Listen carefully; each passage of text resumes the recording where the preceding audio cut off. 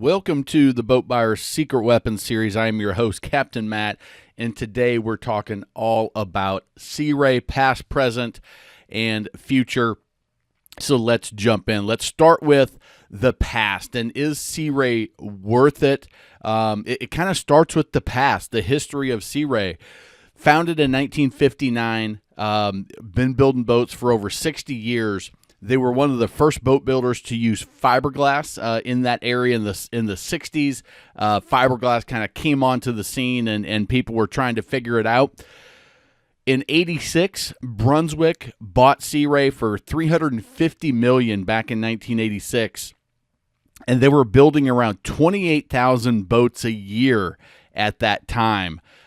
During that time, within a very short period, Brunswick also bought Bayliner, who was the largest boat builder at the time, building about 80,000 units around that era. And a lot of folks at that time said, oh, now Sea Ray is Bayliner. Well, we'll talk about that in a little bit because they're still heavily connected. And then in 2017, 2018, Brunswick, they tried to actually sell the Sea Ray brand. Not a lot of people know that, but they kind of tested the waters. They found out they weren't going to get what they wanted.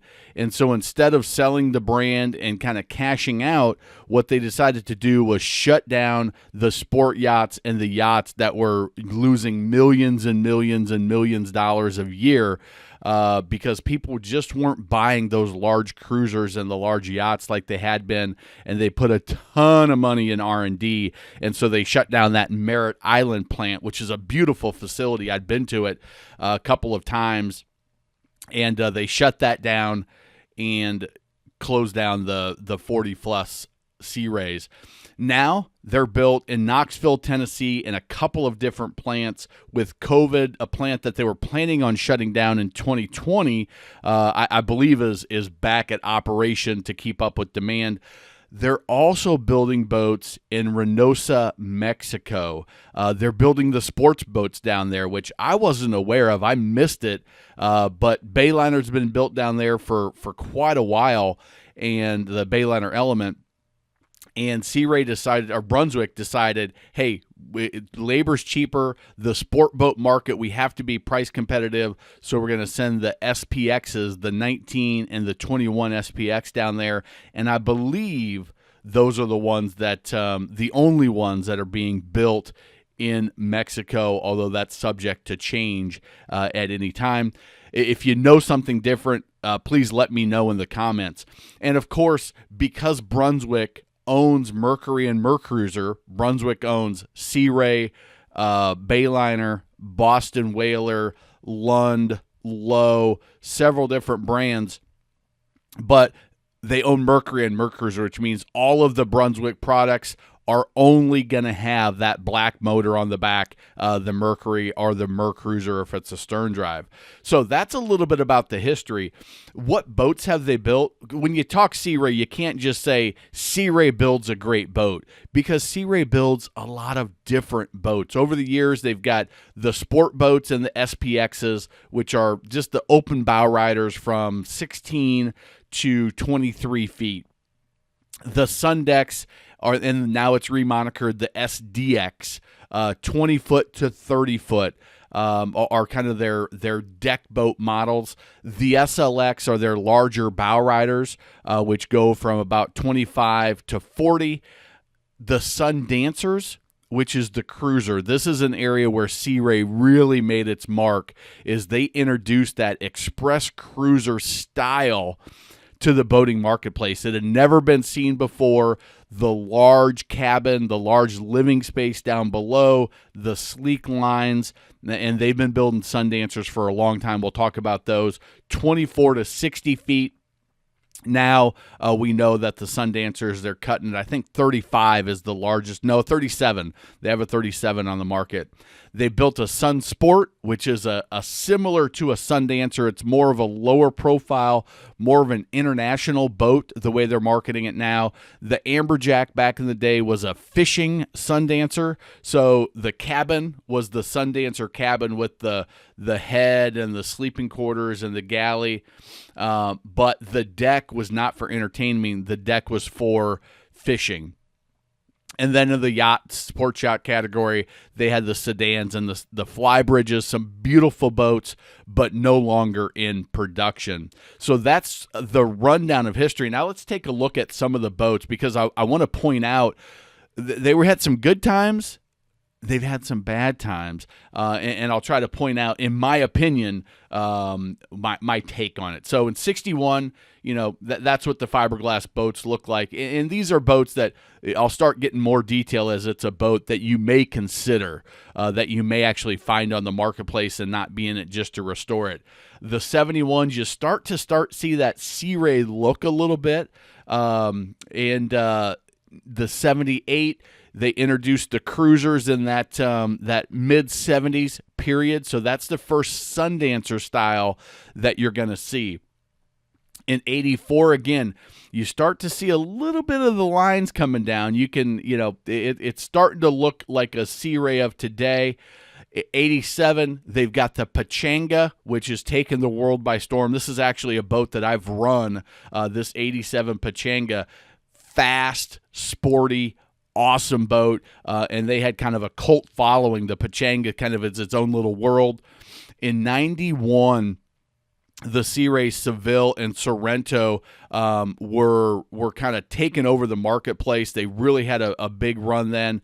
For me, in 1993, I worked at a marina. I was the gas guy, so I pumped the gas, I ran the register, and I saw a brand new 1992 red Sea Ray 21-foot bow rider, and it blew me away. It was the coolest boat I'd ever seen at that time, and I've been a huge Sea Ray fan, so I'm gonna just give you that right there.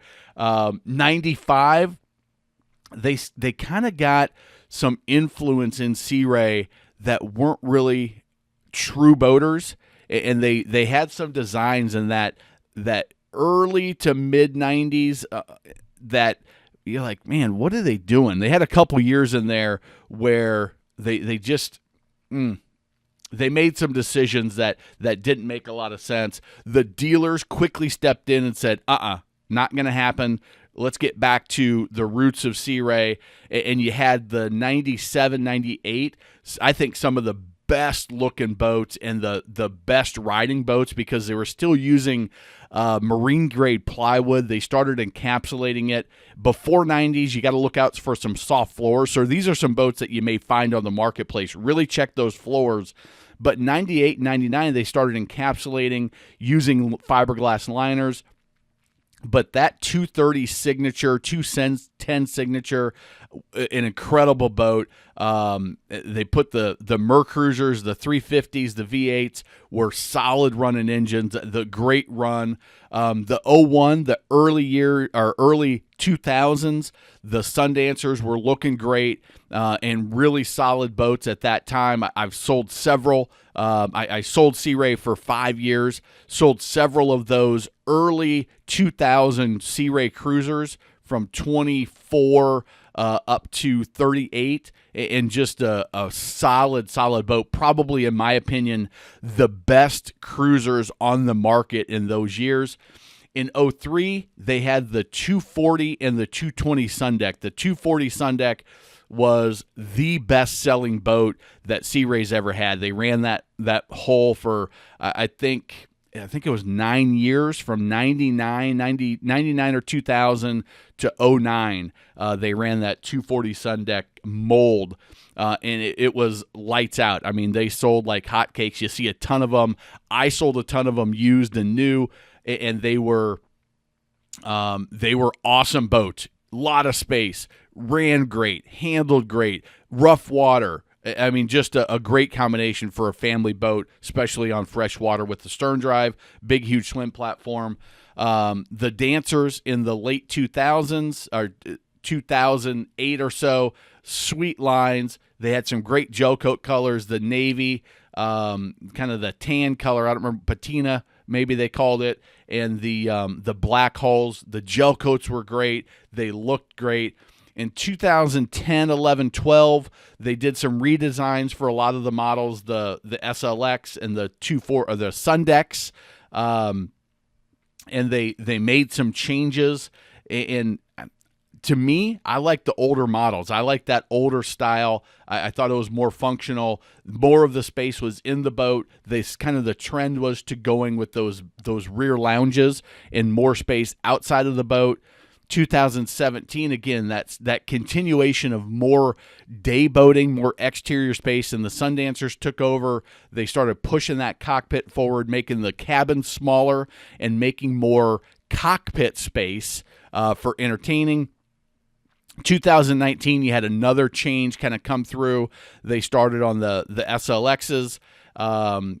2020, you've got a lot of space. They're using that exterior. They're introducing the outboards a ton. That really started to happen earlier than probably 2015 or so. You started to see those outboards coming. 2021, 2022, they really changed the look of those Sundancers, putting a lot more outboards on. But they all have, I think, really good lines. The stubbiness of that 2020 cruiser, where they're going with the day boat. You've got the cabin down below, but you've also got some open bow space, a very innovative design, something Sea Ray's been always tried to stay on top of. At times, it's got them in trouble. At times, they advanced and released a boat that, for me, I didn't think it was quite ready. Their first outboard cruiser, not ready for prime time, but it led into where they are today. Like I said, in the early to mid-90s, they put some designs out there that, as a boater, you're like, what are you doing? But overall, through the years, I think they've done a really good job. I've been on the boats from 95-ish. Well, 87 was probably the earliest Sea Ray that I've run. 95s, almost everything from the early 2000s up into 2000, I think 14 is when I stopped selling boats, 2013 or 14, but I've still been on more since then.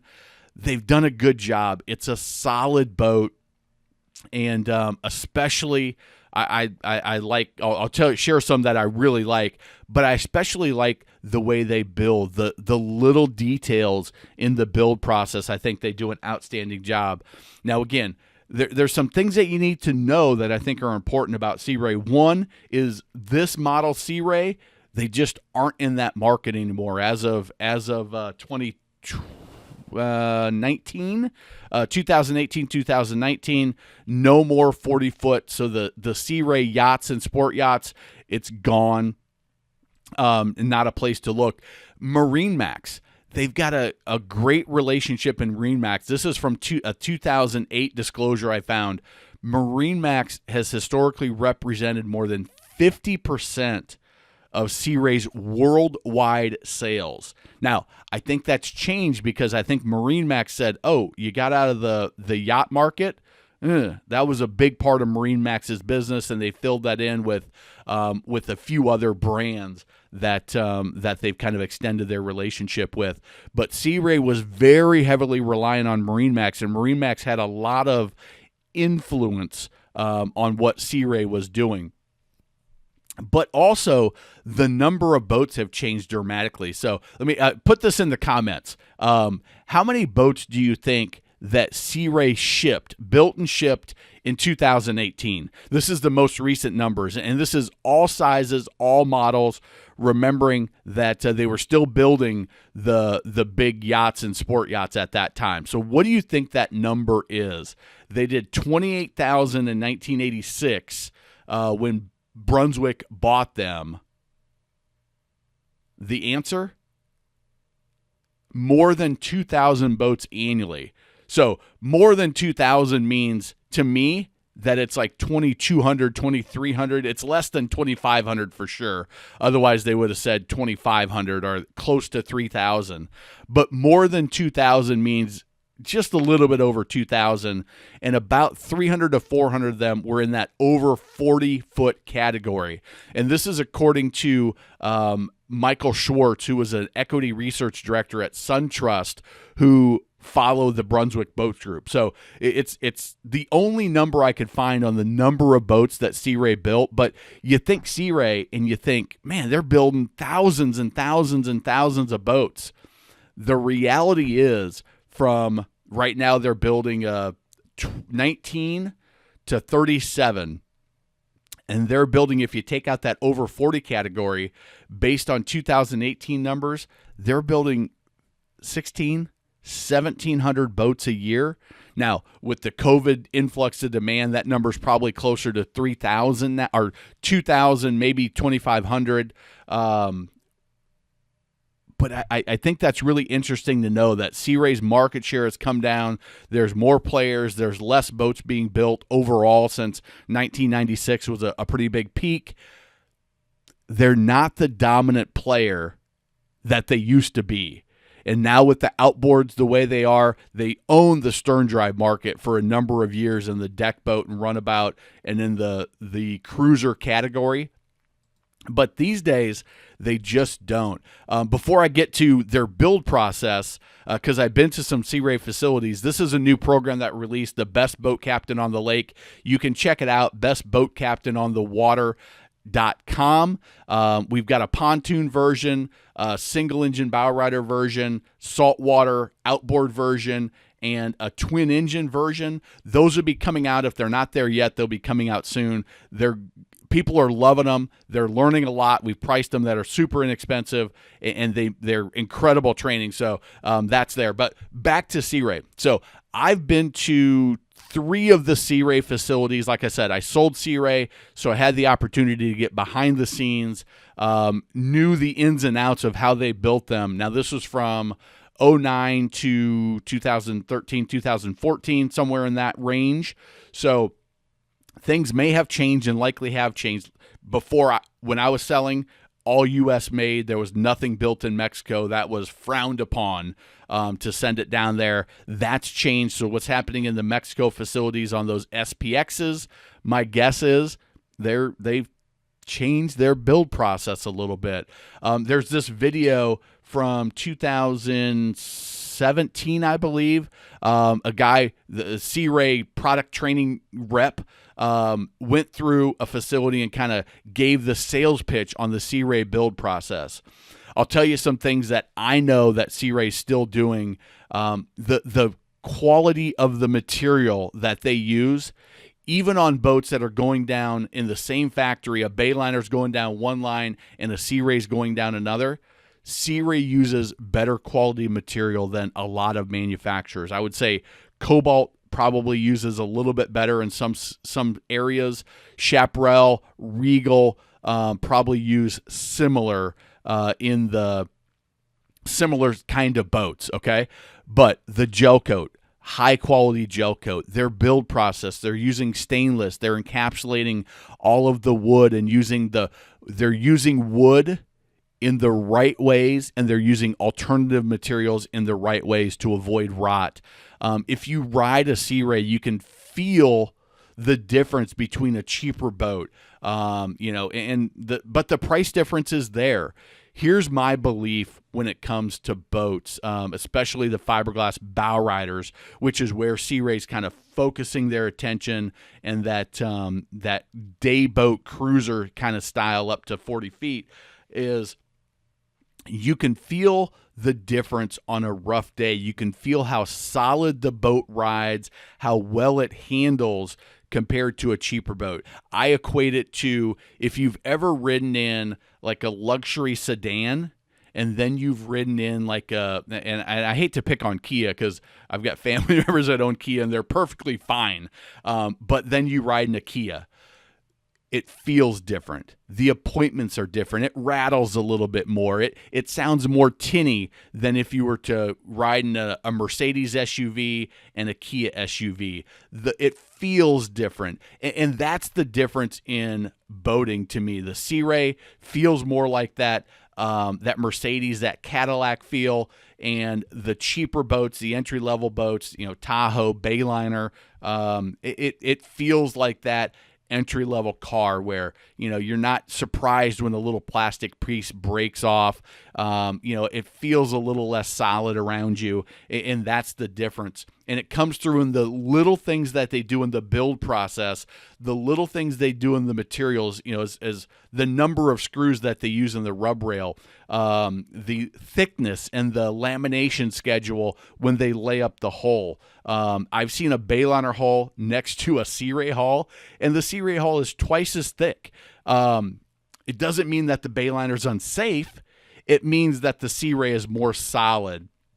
And I think that's the difference that I wanted to get across in this video is if that solidness is important to you, one, go watch that video. It's called Sea Ray Plant Tour. You can see JD as he walks through, and it's on several different Sea Ray dealer channels. I think Sea Ray has taken it down from their site because my gut tells me they're not building boats exactly that way anymore. So they took it down. But a good video to give you a behind-the-scenes look, and that's my take on it. So I also wanted to share some of my favorite Sea Rays over the year. If you're looking in the used market, these are some of my favorites. I mentioned the 240 Sun Deck. From 1999 to 2009, they had the Sun Deck. It was hugely popular. The version I like has the two forward-facing captain's chairs. In the early year, they did a long bench on the port side. It was a rear-facing lounge. It gave you a ton of seating, but if you're out with you and your wife, so when my wife and I would take those boats out, she hated it because she would have to face either sideways or sit backwards, facing backwards, and we couldn't have a great conversation. So that's the 240 Sun Deck. From 2006 to 2015, the Sea Ray 205 Sport was the best-selling bow rider in that category, and they were building about 1,000 of them a year.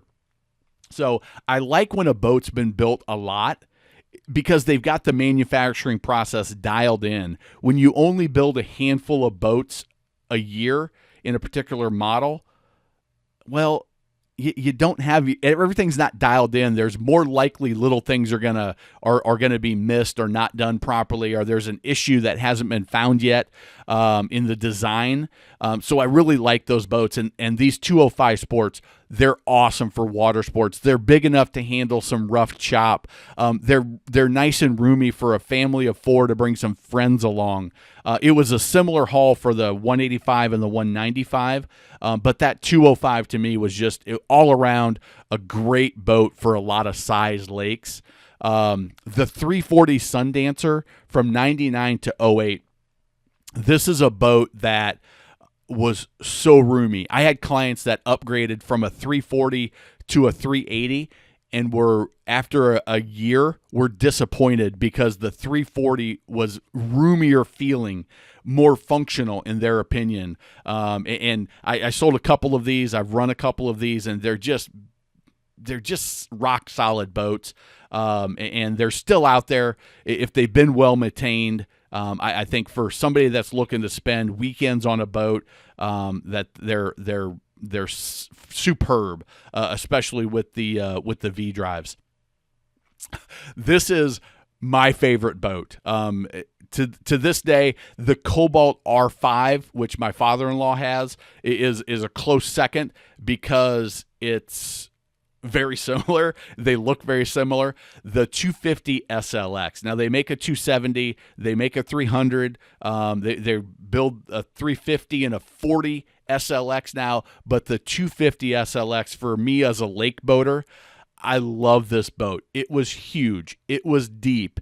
It sounded great with the 350 or the 8.2 liter, a single engine, with the arch, without the arch. This boat was sharp. It was functional. It was comfortable. And I love the styling of it. One of my favorites in that range. 2016, they remade it, made some changes. I like the older version. Maybe it's the nostalgia in me, but and then this Sea Ray Signature. I mentioned it in the start. The 210 and 230 Sea Ray Signature, for a value boat if you're looking in that used bow rider market and you've got a budget, you need to be under maybe 15, maybe 10,000. If the boat's been maintained in good condition, that goes without saying on all of the used boats you look at. Watch our used boat videos so you know what you're getting into. But from 95 to 99, that Sea Ray Signature was a great riding boat. It was solid. It was nice and roomy. The layout was good. And as long as the floor is solid, because they were still using just plywood flooring in 95. I think they started encapsulating in 97, 98, 99, depending on the model. So really check that floor if you're looking used. But if it's been a well-maintained boat, this is a great option for some folks. And then again, just because I still remember that day, that 92 red and white 21-foot Sea Ray pulled up to the gas dock at Branch Stoat Lake my freshman year in college. It was my summer job. I stayed down in school because I was dating a girl, got a job at the lake. We kept our boat there. It was an amazing summer, and this boat to me just turned my head. Probably not many of them around anymore. Certainly not in good condition, but I love this boat, and I thought it was awesome. So if you like this video, we're going to do some more brand reviews. Subscribe to the channel. We've got over 180 videos now. We're over 15,000 subscribers, 2 million views for the year. Share these videos with your friends. People are finding a lot of value in them. And watch as many as you can, because there's little nuggets, and YouTube's recommended a couple. Check out that Best Boat Captain on the Water training if you're interested in that. And remember, life truly is better on a boat.